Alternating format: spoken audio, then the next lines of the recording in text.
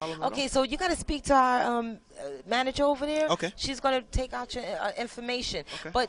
But being a person who's read the book, how did that help you? I just was from before, I was already a person who was wanting to help the youth in general. I know a lot of the kids from the urban area, the hood, you want to call it, the ghetto, whatever it might be, don't get the help that they need and they deserve. And especially with a book like this, I guess what I saw from it was it can help see not only the people from the corporate side, but also the hood in general can see both sides, and they can see where a guy came from this sector, this area, but went to that corporate side and still was a successful and still is a respected individual. Right. He never lost that. He still doesn't lose that. And just because you want to make a change for yourself doesn't mean that.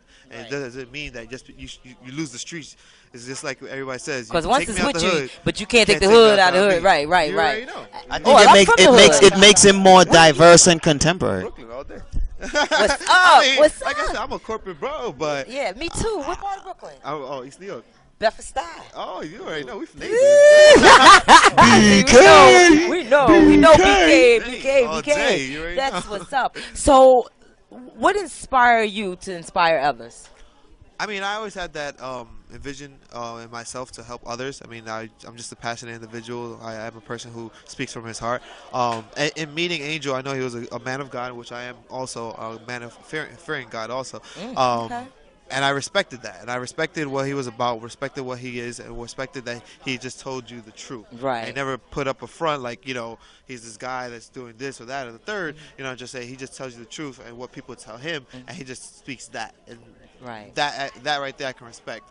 And he might not be fully there to the corporate side, but he's getting there. He's getting that. He's putting himself in the right positions to get there. So it's just something you just got to get experience and seasoned, and that's all it is. So as a corporate Brooklyn dude, we know how savvy you guys are. You have the day. You have. Look at the watch. It's Brooklyn, man. This is how these these Brooklyn dudes are. But listen to this. I mean, being that you're a corporate dude, I mean, the opportunity, I mean, the outpouring is tremendous. Like, have you all translate this into, like, financial success as well? Because we all know we want to inspire, but if there's something out there that someone wants, are you a part of the team to take this and make this like we're angels on a speaking tour all across the country? You look like you're the team manager or something. What's going on with that? Well, currently, me and Angel are talking potentially for me to become his manager. I am currently overloaded a little bit, but with the individual that is of his caliber and of his heart, I don't mind helping, providing resources at least. And in that capacity, when he does need me there, hey, I'll be glad to be there. But as of right now, providing him with the resources, I believe that I will, and I believe that I will help him get to that next platform, especially because of how passionate I feel about it. Well, that's awesome to know. That is get your name and your number, because I'm looking to reach that platform too. Give it to our. This is the Urban Forum platform. We're looking to take this show on the road. Urban Forum is one of the hottest, fastest growing shows, so you don't want to miss that either. So we appreciate you being on Urban Forum. It's nice meeting you. Pleasure both of you guys. Tell people who you are and where they could find you and what service you offer and how much money you can make them. Well, my name is Franklin Mena. I work for Buzz Builder at BMC. You can find me at Facebook at Frank Mena, or you can email me at frank.buzzbuilder@gmail.com. I can make you whatever money you're looking to make. More importantly, it's not about how much I can make you, it's about how much you're looking to make. So it's up to you how much you want to make. That's how much I can make you. Well, you definitely got to stay in That's contact. exactly what I said. The right jargon, knows exactly what to say. Yes, very eloquent when he speaks. Still nice suit, watch banging. Brooklyn, we down, right? So we he's like, yo, it's Saturday. I could take off the tie, but it's still the same thing, though. Yeah. We appreciate you being on the show once again. Thank you so much. Yo, this is Urban Forum Radio Talk Show. We're going to take a break. We're going to be back with the star of the show, which is Angel and his wife. Stay tuned. We'll be right back. Keep it locked on Chillloverradio. Crank it up and piss off the neighbors. You got your radio locked on to the hottest station. We want to welcome you back to the Urban Forum on Chill Lover Radio, and we have the man of the hour right now, Mr. Angel Huertas, and I mean, it's just amazing. Like, I've never met the man before, and I feel such positive energy. People from different demographics showing him love. By the way, he's with his, what makes his other half that makes him the best. If I may address this, my wife of 26 years, baby. All right, this is my diamond. This is the love of my life right here. You know, so we definitely want to shout out to her, Guadalupe. The dopest name. Yeah, AKA Smurf, you know. Loving it. She's in the book as AKA Smurf, so this is my baby, and this is how we do, you know. The love is real, the respect is there, and I wanted her to be a part of this. I wanted her to, you know, be next to me in my first book signing, you know, signing my books, man. This is your first book signing? It's my first major book signing event, yes. Yeah, what did you think of it? Man, I've never been involved in a book signing of this magnitude before, and I'm not even going to lie, you know, and it's like the energy that I felt from I just kept looking back there because I'm like, yo, this is a celebrity back here, like, and not only just a celebrity in the sense of the word, but the inspiration that I felt and all the love, like, from all the people that worked with you. Everybody had one common theme that they all said about you.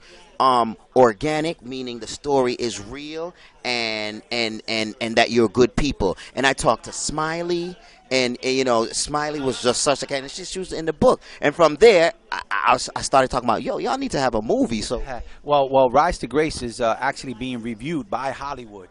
I'm gonna make an announcement at the after party. We're gonna be at Studio 21, celebrating this book signing event, and I might as well share it with you guys right now, but they are going to make a movie about Rise to Grace, you know, so this is really, really big. And again, we're trying to save kids. We want those kids that are trying to, those kids that are thinking about joining gangs, those kids that are, thinking about joining gangs, selling drugs. We're trying to target those kids. I want those kids to see, you know, the real life of the streets. You know, I feel like it's my job to you know, to show them and guide them, you know, because right now they're lost. There's a lot of kids that get caught up in the glamour of selling drugs, but they don't know the truth. You know, they don't know that their man right next to them will get them, you know. I mean, how many times you had a beautiful woman and your boy, you know, went behind your back and tried to get it, you know, or they try, but I still keep my woman. I'm here, yeah, that's what I'm talking about. As you can see, 26 years later, she ain't going nowhere. Exactly, and that's what it's about, because you're secure within yourself, and that's exactly what everyone says. You're good people. You always, like, inspiring people, and you always keep it real. You always keep it organic, and everybody from every demographic has said the same thing, and even people from different walks of life who might not walked in that same shoe as you, they said that, you know, they're using your story to pass it on to their children and their family as a preventive measure, like you said. A lot of people, you know, especially we had a lot of corporate America in here today, and they've never met a man like me. And in fact, I've worked with these people for, you know, 16, 17 years, and I just put the book in their hands like a year ago, and they're like blown away, like, you know, like, oh my God, I can't believe I met a guy like you, you know, like these, you know. That's exactly what they sat here and said. You know, and it's like I blow them away. I blow them away because it's real. It's truth. I keep it 100. You know, I don't hold anything back. Again, I want the streets to know the truth. I want those kids to know the truth. It's important that we put the message out there, you know, and guide them on the right track. So you're truly a vessel of the Most High. Like, you know, where do you stand right now, denominational or spiritual? You know?